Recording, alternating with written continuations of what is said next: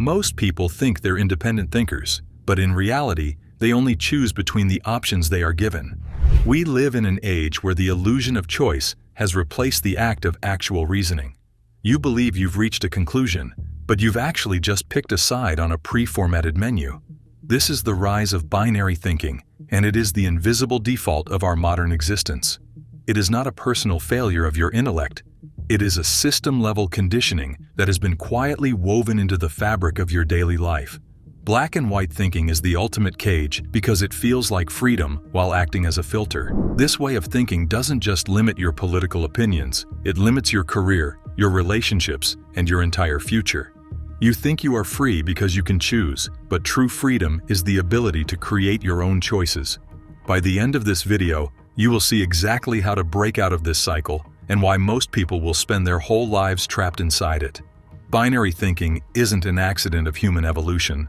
It was designed. Have you ever wondered why every complex human problem is suddenly reduced to a simple A or B choice? To understand the rise of this mental trap, we have to look at how our world is managed. Government systems, by their very nature, function on binaries. They require clear, data-friendly categories to operate at scale. Yes or no, legal or illegal, pass or fail, guilty or not guilty. These systems were never meant to capture the beauty of the human experience. They were built to manage paperwork. But as these institutions have grown and expanded, their rigid structures have begun to shape our internal reasoning. We have moved from a world of infinite possibilities to a world of binary checklists. When a system is too large to handle complexity, it forces simplicity upon its subjects. This is where we see the transition from dependence to imitation. As we become more dependent on these massive systems for our news, our education, and our livelihoods, we begin to imitate their internal logic. We start processing our lives the same way a bureaucrat processes a form. This is a subtle form of psychological warfare where the battlefield is your mind. Systems don't need to use force if your thinking is already pre-formatted to fit their needs. The most powerful control is the one you don't realize you're participating in. What happens to a society when life starts being processed the same way as paperwork? We lose the ability to see the world as it actually is. The cost of this two-option living is devastating to the individual mind. When we stop exploring the space between choices, we stop being truly open-minded individuals. Intelligence erosion happens slowly. It starts when we decide that nuance is too much work. Nuance requires heavy lifting. It requires us to sit with discomfort and uncertainty. Extremes, on the other hand, only require obedience and tribal loyalty. This is where confirmation bias becomes a survival mechanism. Once you pick a side in a binary world, your brain begins to defend it automatically. It filters out any information that doesn't fit the chosen narrative, not because that information is wrong, but because it's threatening to your sense of certainty. Certainty feels incredibly safe, even when that certainty is based on a lie. We crave the comfort of being right more than we crave the truth of being accurate. This creates a terrifying paradox. The smarter the problem we face, the more binary our reaction becomes. Instead of using our intelligence to navigate the complexities of modern life, we use it to build higher walls around our pre-selected camps. We have traded the vast horizon of critical thinking for the narrow hallway of either-or. This mental rigidity doesn't just make us more argumentative, it makes us less capable of solving the very problems that keep us up at night. If you want to know how to be creative, you first have to understand that curiosity dies when only two answers exist. Innovation is never found at the poles, it is found in the synthesis of seemingly opposing ideas. Most people are mentally stuck because they are trying to solve new problems with old binary tools. Innovative ideas come from combinations, not from picking a side. To break free, we need to adopt what I call wireless philosophy. Traditional thinking is like a series of rigid channels or wired paths. Once you're on a track, you can only go where the wire leads. Wireless philosophy is the ability to let ideas connect freely across different domains without following a fixed path. It is the ability to think different by refusing to accept that there are only two paths available. Creativity lives in the gray zone.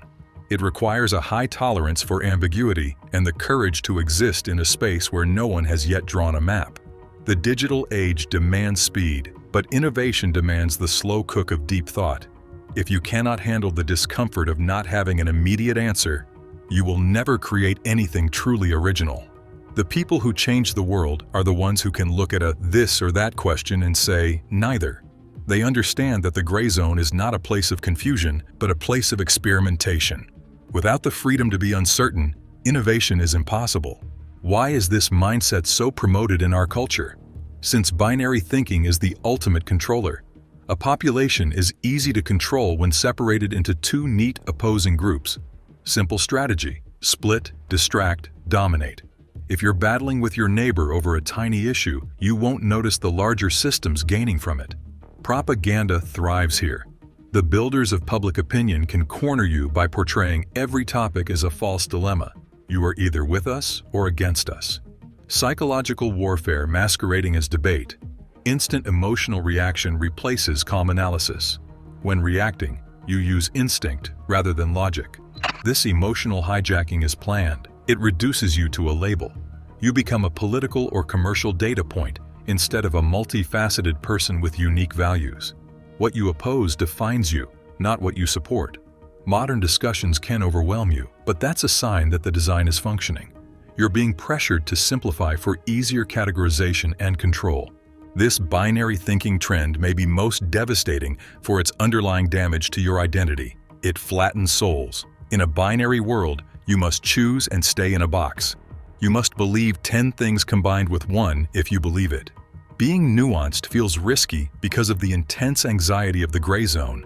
People fear being shunned by both sides if they say, "I don't know," or "it's complicated."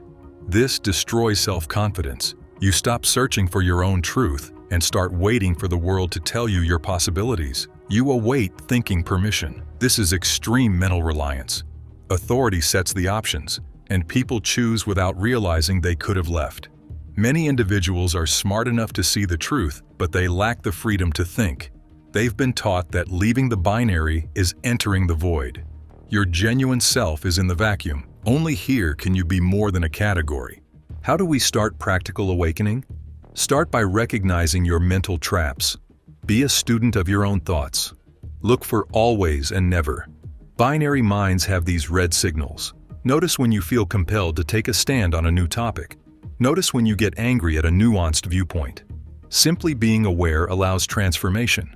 Critical thinking must be practiced daily, not innate. When you have an issue, what's the third option? What's fourth? You naturally make better selections when you see a situation from several sides. From personal relationships to corporate tactics, this applies. Ask how you can improve your role, not merely if you should stay or leave. For personal progress, ask what you can learn, not if you're correct. An open mind doesn't embrace everything, but it rejects false boundaries. Instead of rejecting what you believe, quit accepting your imagination's bounds. With algorithms and tribalism, binary thinking is spreading quicker than ever. You can only reclaim your future by reclaiming nuance. Nuance, not weakness or uncertainty, is the ultimate survival skill in a complex environment. It's the ability to maintain two competing thoughts in your mind without losing function. It is the flexibility to think beyond institutional or screen-based possibilities. Those who see reality's layers will shape the future. They'll find solutions binary thinkers didn't know were conceivable. The questions you ask yourself daily are what determine your potential, not the answers you offer. Life isn't binary, no shades of gray. A bright, multidimensional environment with layers and textures. If this discussion made you uncomfortable or challenged your view, it worked. Your intellect is extending outside its confines, causing discomfort. Future belongs to nuanced. People who refuse to be flattened own it. Build something new instead of picking between A and B. Binary exit is in front of you. Just choose to see it.